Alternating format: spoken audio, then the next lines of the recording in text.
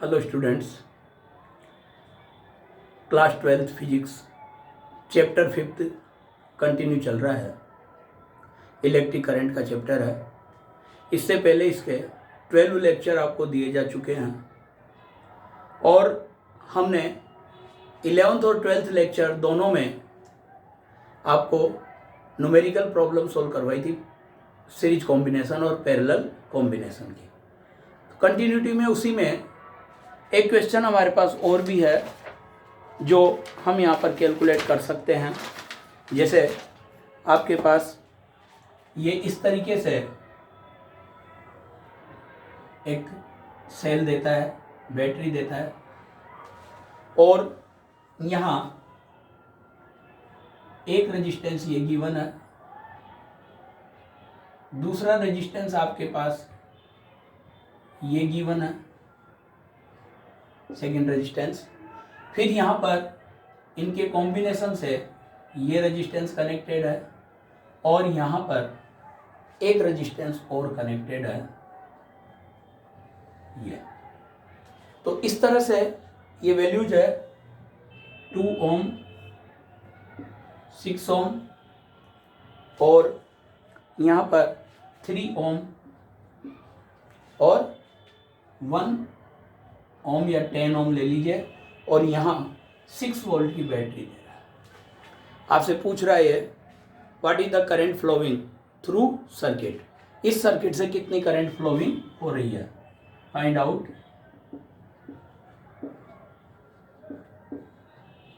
Current flowing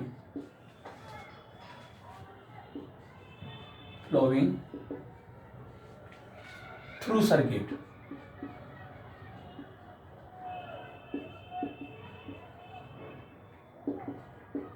first of all हम इसमें equivalent resistance निकालेंगे। तो आप देखिए कि जो यहाँ से जो करंट आएगी, ये करंट यहाँ आकर 2 पार्ट्स में डिवाइड होगी और 1 पार्ट इधर जाएगा। 3 पार्ट्स में यहाँ पर डिवाइड होगी। ये एक तरीके से ये पॉइंट भी यहीं है और ये पॉइंट भी यहीं पर है। और ये जो 2 पार्ट की जो करंट है, ये 2 पार्ट की करंट मीट करके इसमें जाएगी और फिर ये करंट के साथ भी ये मीट कर जाएगी और फिर ये कॉम्बिनेशन चलता रहेगा। It means first of all ये दोनों पैरेलल कॉम्बिनेशन में, ये दोनों पैरेलल कॉम्बिनेशन में। तो जब सॉल्यूशन हम इसमें करेंगे तो पहले parallel combination of 2 ohm and 6 ohm लेंगे। तो R dash is equal to 2 into 6 upon 2 plus 6 that is 12 upon 8 3/2। ये आपके पास R डैश आ गया 3/2। अब ये 3/2 ओम यानी ये और ये सीरीज में होंगे। तो R double dash is equal to 3/2 plus 10 that is 23 upon 2 ohm. ये हमारे पास यहाँ पर ये हो गया और ये 23/2 और ये 3 ओम ये फिर वापस पैरेलल कॉम्बिनेशन में होंगे। तो यहाँ पर ये जो पैरेलल कॉम्बिनेशन में इक्विवेलेंट रेजिस्टेंस आपके पास आएगा वो क्या आ जाएगा बेटा, R1 into R2 upon R1 plus R2। तो इस तरीके से ये 69 अपॉन 2 और ये 29 अपॉन 2, 2 से 2 कैंसिल हो जाएगा that is 69 upon 29 ohm. 69 upon 29 ohm equivalent resistance आ गया। अब आपको उसने बैटरी की वोल्टेज दे रखी है, सेल की वोल्टेज दे रखी, तो current I is equal to V upon R equivalent. तो आप यहाँ पर 6 upon 69 upon 29 means 6 into 29 upon 69। इसको आप सोल्व कर लेंगे तो ये आपके पास जैसे यहाँ पर ये आ रहा बेटा 9 6 जा 54, 5 6 2 जा 12 और 5 174 अपॉन 69। तो 69 का जब इसमें डिवीजन देंगे तो पहले तो 2 टाइम्स जाना ही जाना है, 2 टाइम्स ये हो जाएगा बेटे 138 और 138 अगर इसमें से माइनस होगा 174 में से तो आपके पास आएगा आई थिंक कितना आ जाएगा, 138 माइनस होगा तो 174 माइनस 138 तो 6 और 36 आएगा, तो ये आपके पास फिर 360 हो जाएगा। 360 होने पर 5 टाइम्स जाएगा, तो 2.5 ओम अप्रोक्सीमेट इसका क्या आ जाएगा बेटे, इंटरनल ये करंट फ्लोइंग थ्रू रेजिस्टेंस हो जाएगा। ओके, तो इस तरीके से ये कैलकुलेशन आपके पास आती है, कर सकते हैं इसे। ऐसे ही एक और प्रॉब्लम आपके पास बनती है नेक्स्ट,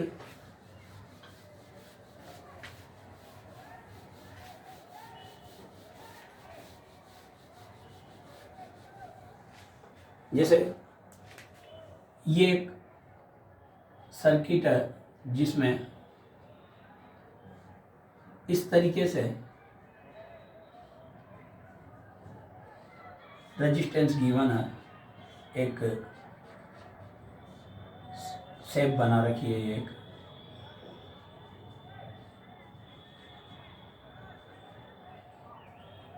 यहाँ पर फिर एक रेजिस्टेंस इसने ऐड कर रखा है, ये यूँ, यहाँ भी एक रेजिस्टेंस इस तरीके से, ये एक रेजिस्टेंस ये बेटा, और नेक्स्ट इस तरीके से ये resistance. All resistances are of R ohm, ये आर ओम,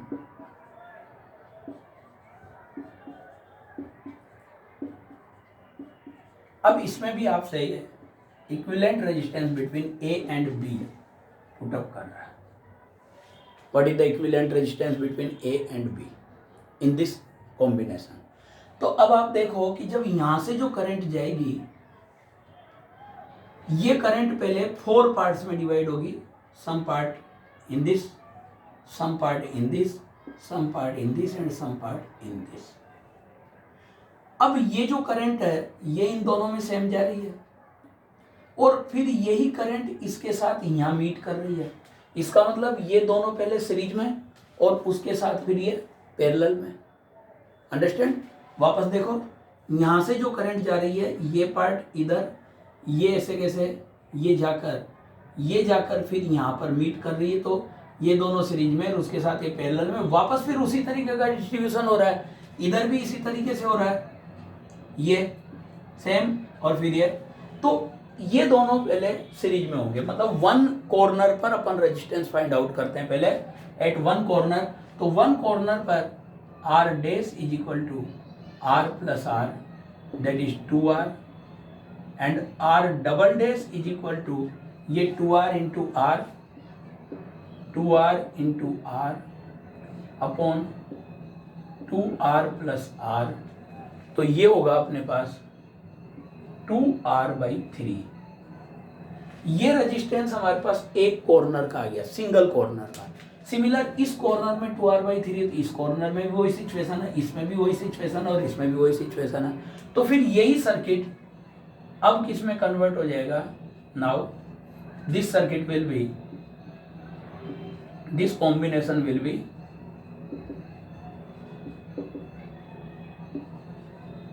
ये कॉम्बिनेशन होगा बेटा इस तरीके से, यहां पर ये ए,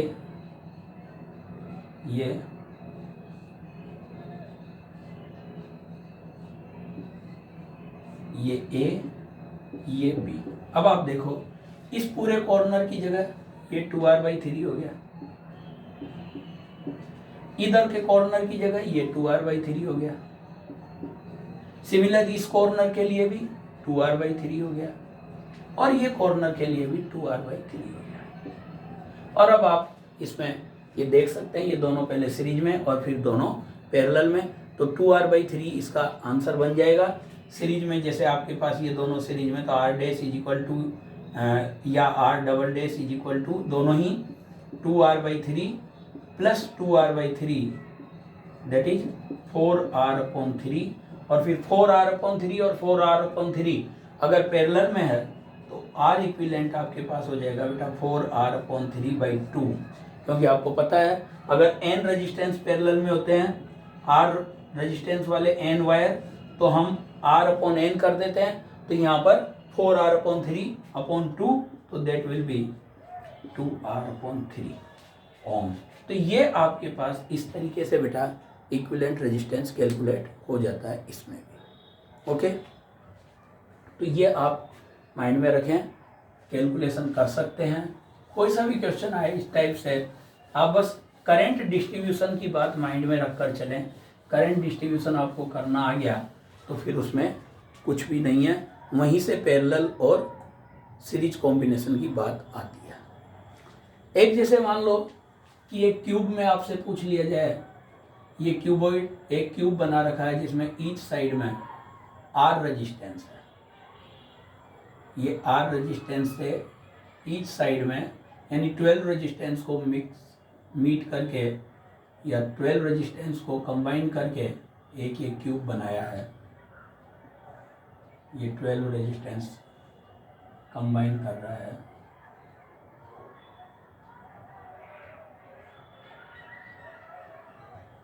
ये तो 8 रेजिस्टेंस ये हो गए और 4 रेजिस्टेंस और हैं।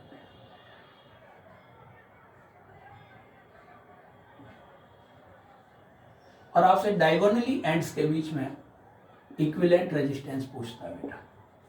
डायगोनली एंड्स, कोई से भी डायगोनली एंड्स के बीच में ये इक्विवेलेंट रेजिस्टेंस पूछ रहा है। All wires of resistance are there, 12 wire is there. अब इसमें भी क्या है कि फर्स्ट ऑफ ऑल यहां से जब करंट जाएगी तो ये करंट 3 पार्ट्स में डिवाइड होगी, 1, 2 एंड 3। जैसे 6i करंट यहां से ली सपोज करो तो 2i और 2i इन तीनों पार्ट में जाएगी है। तो सबसे पहले यहां पर ये एक तरह से ये जो करंट है ये 3 पार्ट्स में डिवाइड हुई, तो यहाँ 3 रेजिस्टेंस का पैरेलल कॉम्बिनेशन हो जाएगा। ये R R R, parallel combination of 3 resistance. फिर ये यहाँ पर ये जो करंट आएगी ये यहाँ आकर 2 पार्ट्स में डिवाइड होगी। ये करंट जो आएगी ये यहाँ आकर 2 पार्ट्स में डिवाइड होगी, और ये करंट जो यहाँ आएगी ये 2 पार्ट्स में यहाँ डिवाइड होगी। तो ये मिडिल में 1, 2, 3, 4, 5, 6, ये 6 रेजिस्टेंस में ये करंट वापस डिवाइड हुई है इस तरीके से। तो ये यहाँ पर ये 6 रेजिस्टेंस यूँ हो जाएंगे, 3, 4, 5, 6, ये 6 रेजिस्टेंस वायर इस तरीके से आ जाएंगे। और फिर इसके बाद ये करंट और ये करंट मीट करके इसमें जाएगी, ये करंट और ये आने वाली करंट मीट करके इसमें जाएगी, और ये करंट और ये करंट मीट करके इसमें जाएगी। तो वापस ये 3 पार्ट्स में आपके पास कन्वर्ट हो गई। 6 पार्ट की करंट 3 पार्ट्स में कन्वर्ट हो गई, ये इस तरीके से। और ये कॉम्बिनेशन चलता रहेगा, आर आर आर। तो ये यहाँ पर R/3 हो गया, ए बी, ये तीनों का R/3, इन 6 रेजिस्टेंस का R/6, और इन 3 रेजिस्टेंस का R/3। यानी यही सर्किट अब इसमें कन्वर्ट हो गया। और यहाँ आप देख रहे हैं ये तीनों पैरेलल में है, सॉरी सीरीज में है। सीरीज में होने से आर इक्विवेलेंट की जो वैल्यू आएगी आपके पास R/3 plus R/6 plus R/3, 6 यहाँ LCM आ जाएगा। तो R equivalent is equal to, ये 6 LCM आ गया, 2R plus R plus 2R, तो ये 5R/6। तो आपके पास यहाँ पर ये इसका आंसर हो जाएगा, equivalent resistance across diagonally ends 5R/6। तो ये भी इस तरीके से भी आपके पास सीरीज कॉम्बिनेशन से कैलकुलेशन होती है, माइंड में रखें। आगे जाकर यही क्वेश्चन हमारे पास किरचॉफ्स लॉ से भी कैलकुलेट होगा। जब हम किरचॉफ्स लॉ रीड करेंगे चैप्टर 6 में, तो हम किरचॉफ्स लॉ से भी इस क्वेश्चन को सॉल्व करेंगे। तो ये बेटा अपने पास सीरीज कॉम्बिनेशन और पैरेलल कॉम्बिनेशन में इस तरह से क्वेश्चंस बन जाते हैं। तो ये आपके दिमाग में रहना चाहिए, माइंड में आना चाहिए। ऐसे ही जैसे एक क्वेश्चन आपके पास ये बनता है कि आपको ये एक 12 वोल्ट की बैटरी गिवन है, 12 वोल्ट, और यहाँ पर एक रेजिस्टेंस 6 ओम गिवन है, 6 ओम, ये 2 ओम, ये 2 ओम और ये 2 ओम।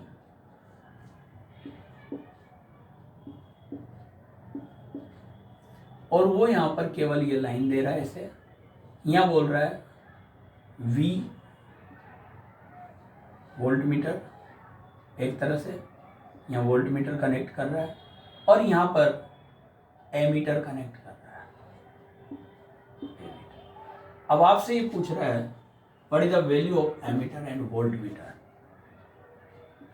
What is the value of या रीडिंग ऑफ, आप रीडिंग वर्ड लिख लें, reading of volt meter and ammeter. ये आपके पास एक क्वेश्चन है।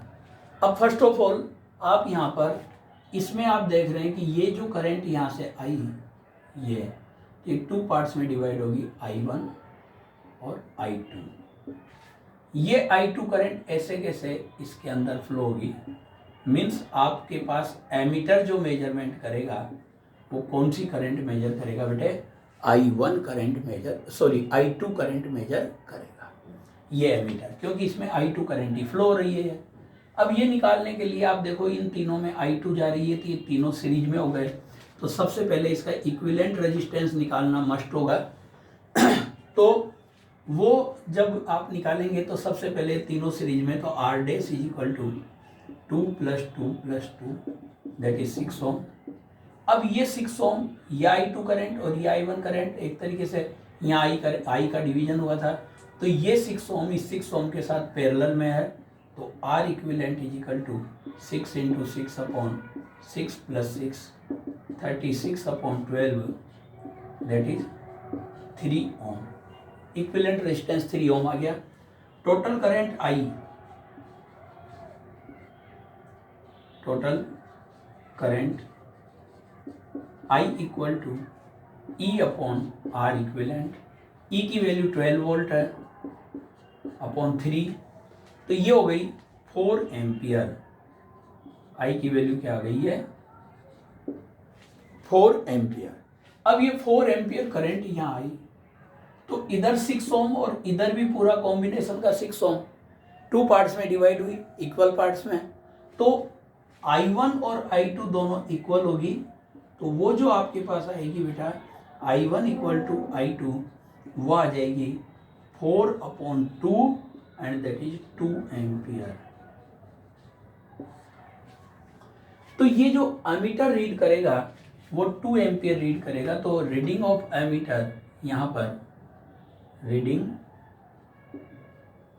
ऑफ एमीटर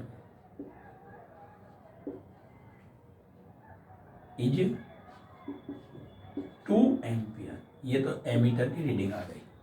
अब रहा सवाल वोल्ट मीटर का। वोल्ट मीटर ओनली इस रेजिस्टेंस के अक्रॉस लग रहा है, तो from V equal to IR, I2 × R, reading of volt meter, reading of volt metre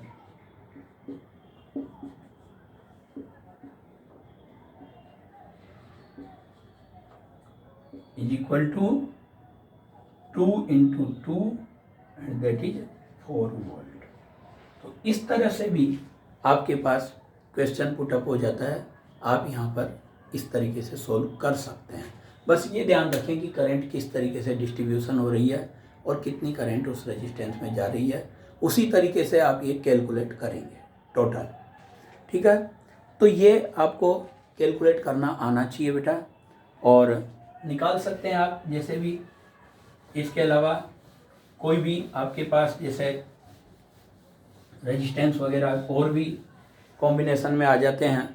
जैसे अभी सपोज करो कि आपके पास ये एक रेजिस्टेंस R, ये नेक्स्ट रेजिस्टेंस R, ये 2R और ये R और ये R। अब ये आपको दे दिया ये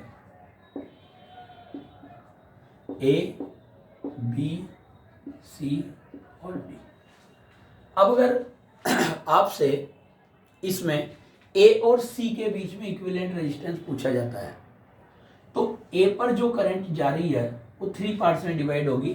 तो फिर उस समय ये ऐसा नहीं होगा कि 2R में 0 करंट जाए, इसमें भी जाएगी करंट, इसमें भी जाएगी, इसमें भी जाएगी। तो बिटवीन A एंड C जब आप निकालोगे यहाँ बिटवीन A एंड C, तो ये 3 पार्ट्स में यहाँ से करंट डिवीजन होगी। ये दोनों पार्ट सीरीज में होंगे, ये दोनों पार्ट सीरीज में होंगे, ये पैरेलल में होगा। तो आपके पास पहले R dash is equal to R plus R 2R, R double dash is equal to also R plus R 2R, and then these 3 R in parallel combination. तो R equivalent is equal to एक तरीके से ये 2R